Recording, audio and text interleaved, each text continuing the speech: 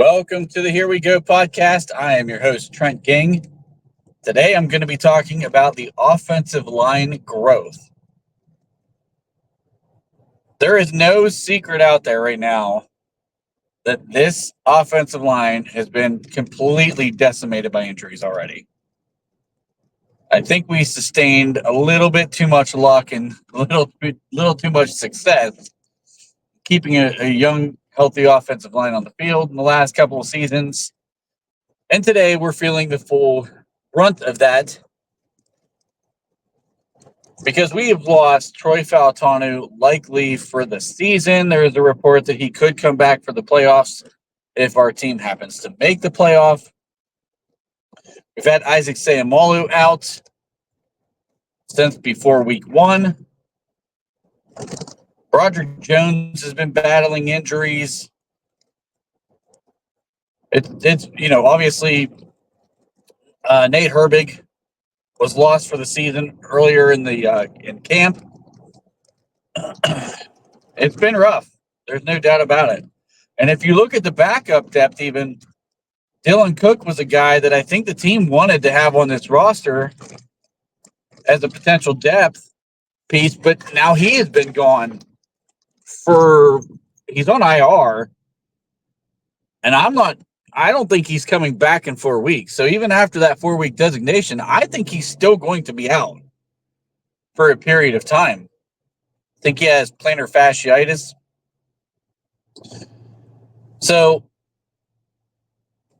we've been hit pretty hard for such an early part of the season on that offensive line. But I'll say this. The young guys continue to battle. It's not been perfect. It's far from perfect, actually. But I think through sheer will and trying to utilize the talents that they have, they're finding ways to get the job done. I think the staple of this team was going to be the run game. And they've struggled to get that run game going. But as the game wears on, the youth comes through in this offensive line because they continue to fight. They continue to push forward. They continue to try to bully people. And eventually it has been wearing down the defenses.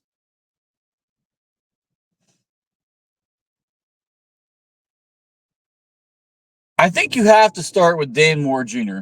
because he's a guy that everyone wanted to get rid of. People wanted to trade him before the season started. We had our bookend tackles with Broderick Jones and Troy Fautanu.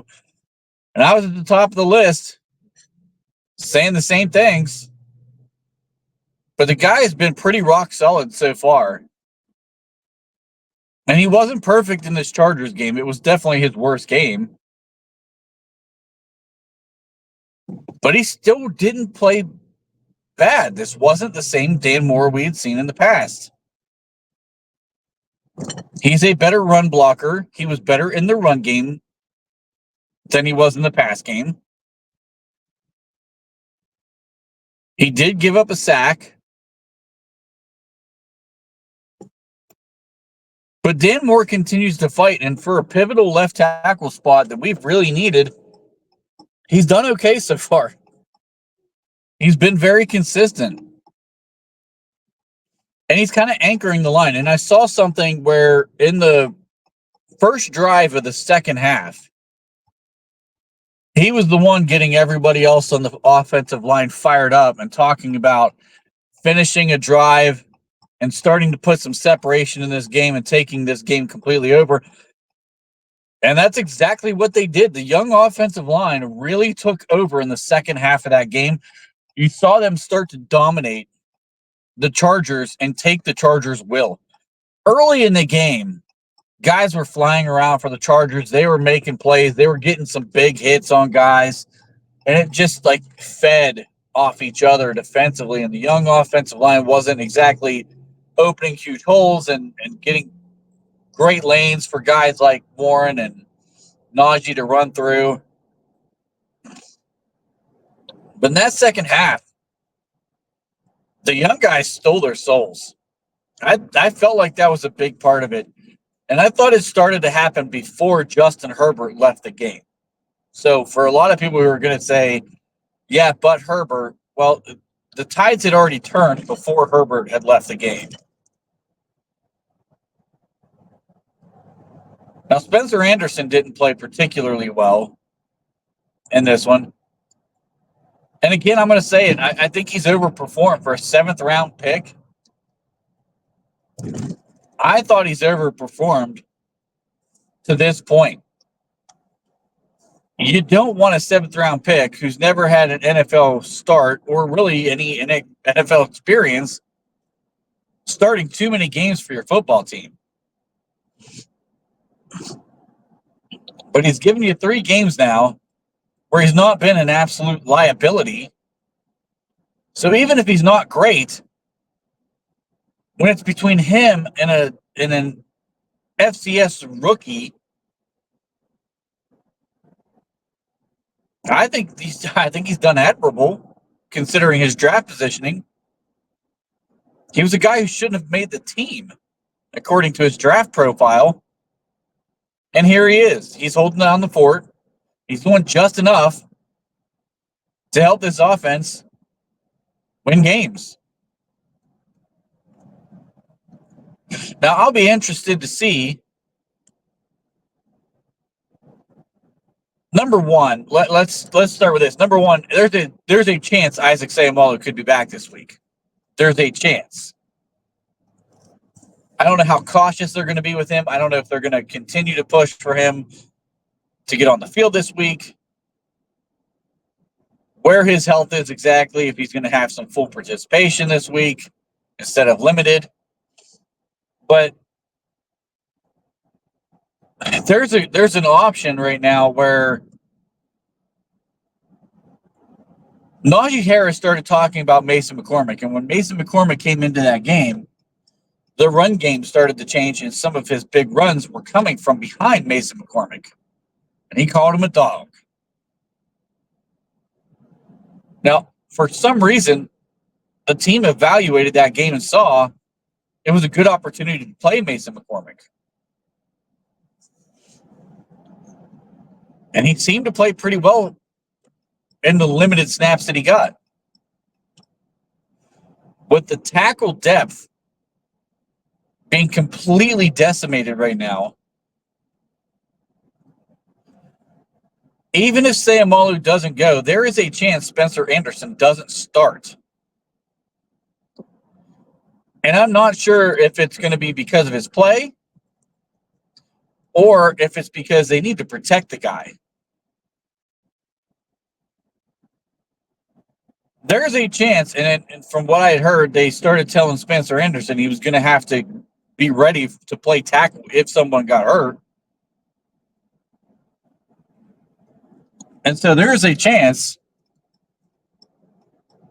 that it would make some sense to get Mason McCormick in there at left guard, which is the position he played in college, and sit Spencer Anderson in case we need another tackle.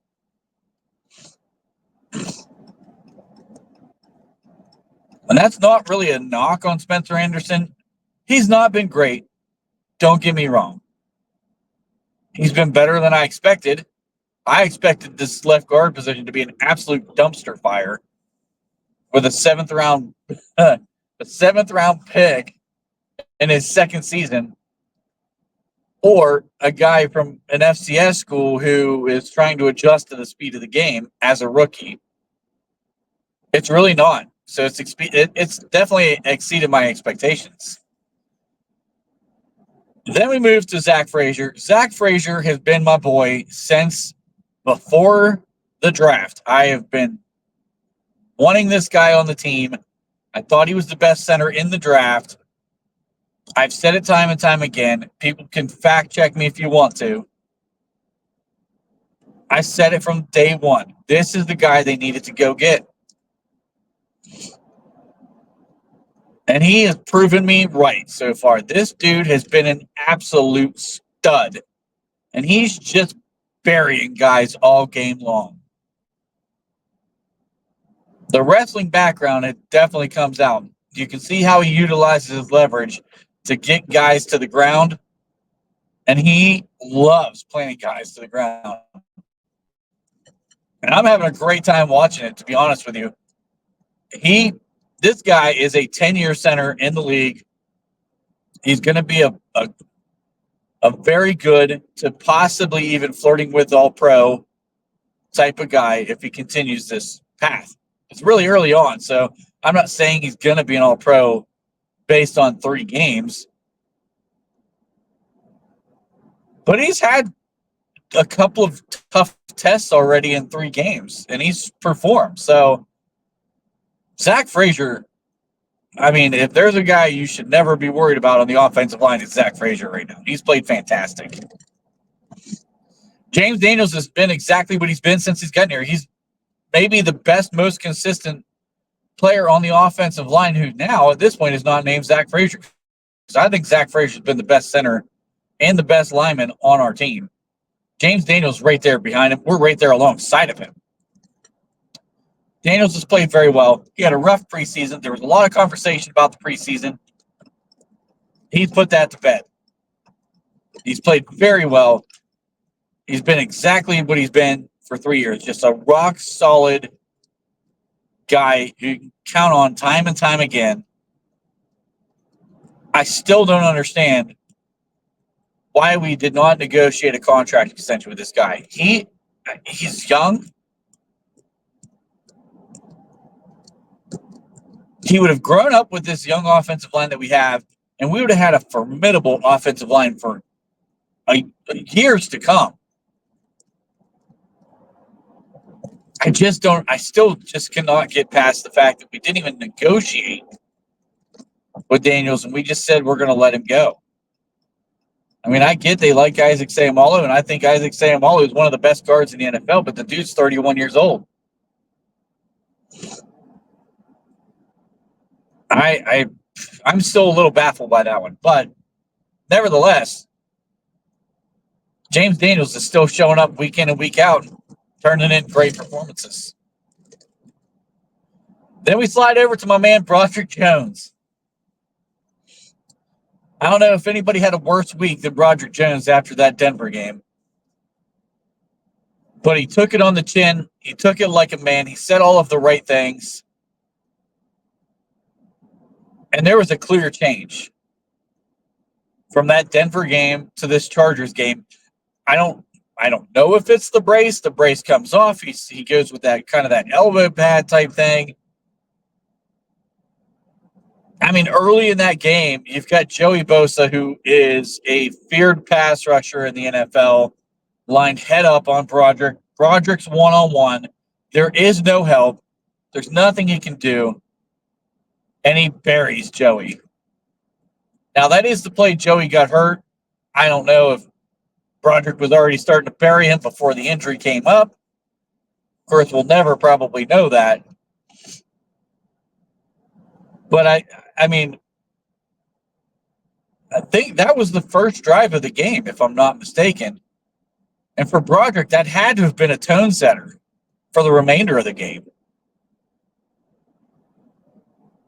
To get a guy like Joey Bosa and just absolutely bury him behind your quarterback, he had ran Joey completely out of the picture and then buries him to the ground. That had to feel absolutely amazing. It had to feel vindicating.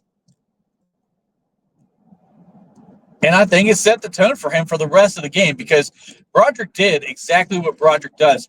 He was very strong in the run game, I thought. He was very strong in the run game. He still was not perfect in the pass game. There were still mistakes. He was much better.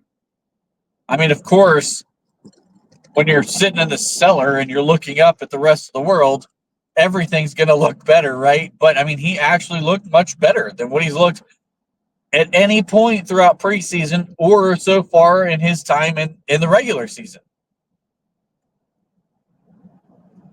I thought he looked like the guy we saw from last year. Still the raw potential was there. You see the flashes. He still has some mistakes. He still needs to clean those things up from a technique perspective. but he was moving dudes in the run game.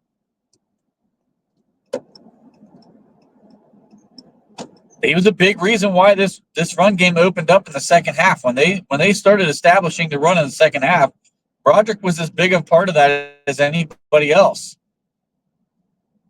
So for a guy who's already being called a bust because he had a bad week, people can probably quiet down now.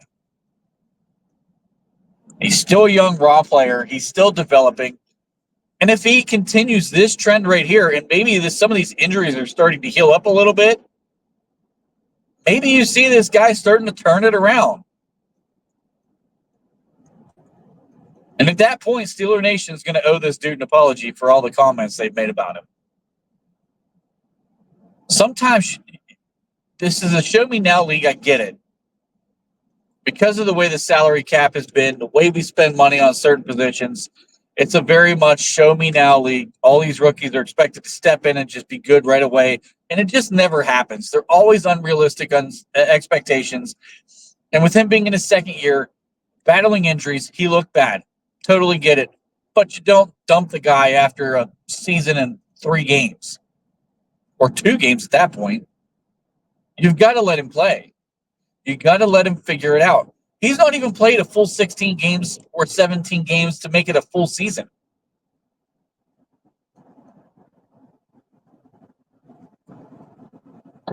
Broderick will figure it out. He will be exactly what you drafted him to be. Give him time. Take a breath. And then when Falatonu's back, he can move to the left side and be your starting left tackle of the future, with Falatonu being on the right. Now I'm going to talk about Falatonu real quick, even though he's a guy he's going to be out for at least the regular season, possibly the entire season, because I'm already seeing him being labeled an injury-prone player. He played 2 full seasons of college football without missing a single game. Where is this injury designation coming from? Because he got hurt a year in MCL. So what? That happens. And then a knee dislocation, which is unbelievably rare. Like the kneecap dislocation, that is incredibly rare. I mean, it's not like he's tearing ACLs in the same leg back-to-back years. These are different things entirely. And offensive linemen get hurt. That stuff happens. You don't make it through a full season without losing an offensive lineman very often. Pittsburgh's just been incredibly lucky for 2 straight seasons. I mean, back to the days where Pouncey and DeCastro were there, those guys missed games. You guys weren't labeling them injury-prone. You were still shouting for extensions every time they were coming up for a new contract. So, yes, he got 2 unfortunate injuries. Doesn't make him injury-prone. He had a knee concern from clear back, like when he was a sophomore in college. So what? So what? He was still going to go in the first round, no matter what anybody said. So that concern was not that high. If Pittsburgh didn't draft him, he was going 1 spot later. That's not a guy with massive injury concerns. The Cowboys are starting Tyler Guyton, who was drafted well after Falatonu. And he's starting at left tackle, getting Dak Prescott killed every game. I didn't see anybody trading up for him because Falatonu had injury concerns.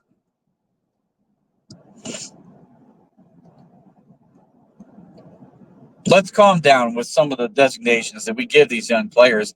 Let them grow into the guys they're going to be. You don't know what a guy's going to be after 1 season. You don't know what a guy's going to be after a couple of preseason games. Falatonu will be fine. He's played 1 game in the NFL. He played very well in that 1 game in the NFL. He's going to work his rehab, get back, and he's going to be a big part of this offensive line for years to come.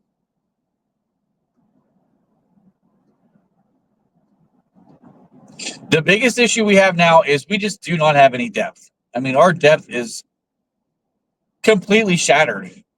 If something happens to Frazier, Ryan McCollum is the only guy as a center, unless you want to move like a Spencer Anderson or Mason McCormick. But if somebody gets hurt at guard, those are the only two guards we got. If you want to get somebody gets hurt at tackle, Spencer Anderson's like the guy right now. Like, we don't have anything. And anybody you bring in is going to be a train wreck. There is some concern about the depth of this offensive line, so I hope they stay healthy. I hope they continue to grow and get better, because I've really liked what I've seen so far. You expect a young offensive line with a brand new offensive coordinator and a brand new quarterback and a whole new wide receiver room. You expect those guys to struggle.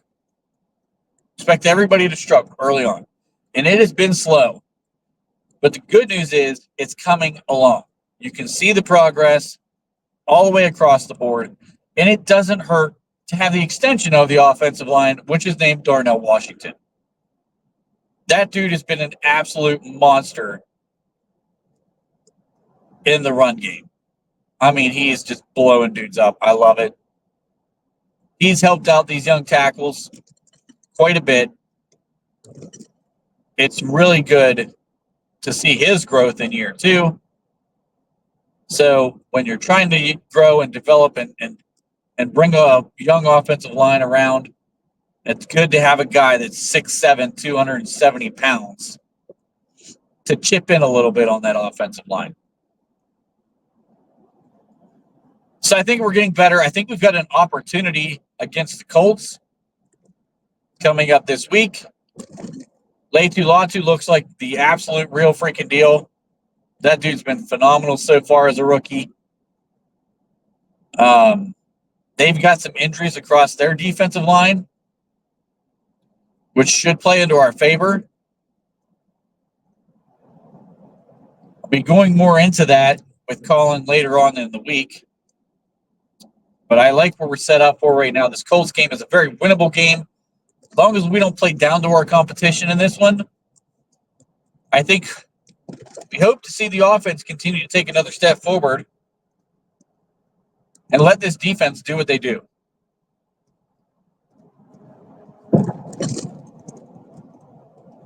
So let me know what you guys think.